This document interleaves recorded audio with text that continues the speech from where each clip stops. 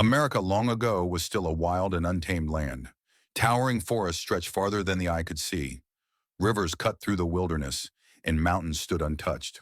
The settlers who came from the east needed heroes to explain the vastness, the beauty, and the challenges of this new land. And so they told stories, big stories, tall tales, of a man so large he could shape the very earth itself. His name was Paul Bunyan. They say when Paul Bunyan was born, his cries shook the windows for miles around. 5 giant storks carried him to his parents' cabin, one at each wingtip and one flying lead. Even as a baby, he was no ordinary child. By the time Paul was 1 week old, he had outgrown his cradle. By 1 month, he needed a wagon just to sleep in. When he learned to crawl, he left trails in the ground deep enough to become rivers. The neighbors shook their heads, saying, "That boy will be something mighty one day." Growing up, Paul's size caused all sorts of trouble. When he clapped his hands, the shock waves knocked chickens off their roosts. When he sneezed, barns collapsed like matchsticks. His laughter could be heard across entire counties. But Paul wasn't destructive by nature. He was cheerful, gentle, and helpful, though sometimes his help caused more problems than it solved. One winter, he decided to shovel the family's front yard. With a single scoop of snow, he piled it so high that it didn't melt until midsummer, leaving a little glacier in the middle of town. The legend says that one winter was the coldest anyone had ever known. Snow buried homes, barns, and even church steeples. When the thaw finally came, Paul was out walking when he heard a faint moo. There, stuck in the snowdrift, was a tiny blue calf. Its fur shimmered like the sky just after sunrise. Paul lifted the calf gently and carried it home. He named the calf Babe. Under Paul's care, Babe grew and grew until he matched Paul's size. Soon, Babe was taller than houses, strong enough to pull rivers into new courses, and loyal to Paul in every way. Where Paul went, Babe followed. Together, they were unstoppable. As Paul grew into a man, he became the leader of great logging camps. His camps were like small cities. The cook made flapjacks on a griddle so wide that men skated across it with butter and syrup.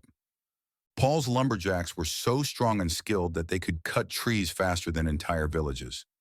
And when the work was too much even for them, Babe stepped in, dragging forests of logs with ease. No job was too big.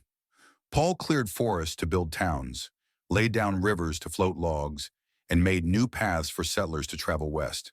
The tall tales say Paul Bunyan and Babe reshaped the very land of America. When Babe dragged Paul's heavy logging chains, they cut into the ground and formed the Grand Canyon. When Paul's footsteps sank into soft soil, they became Minnesota's 10,000 lakes. When Paul dug watering holes for Babe, they filled up and became the Great Lakes. Even Mount Hood, they say, was formed when Paul and Babe piled up a heap of rocks to use as a campfire.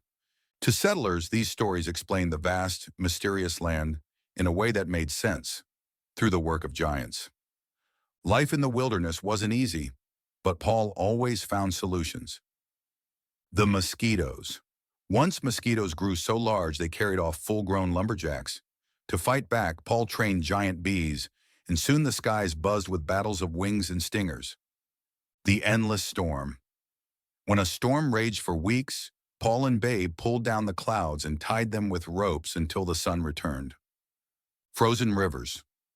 One winter, rivers froze so hard that fish were stuck in mid-swim. Paul simply picked up the river, turned it upside down, and shook the fish out for supper. These impossible adventures only added to his legend. The bigger Paul's reputation became, the more lumberjacks joined him.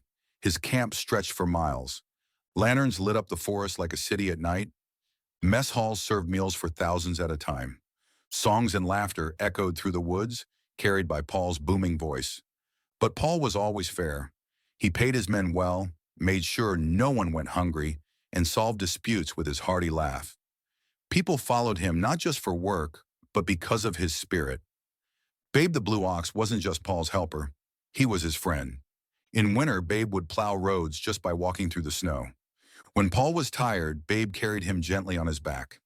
Sometimes Babe played tricks, like hiding behind mountains to surprise Paul, but always with good humor. The bond between them was unbreakable, and people said the two could understand.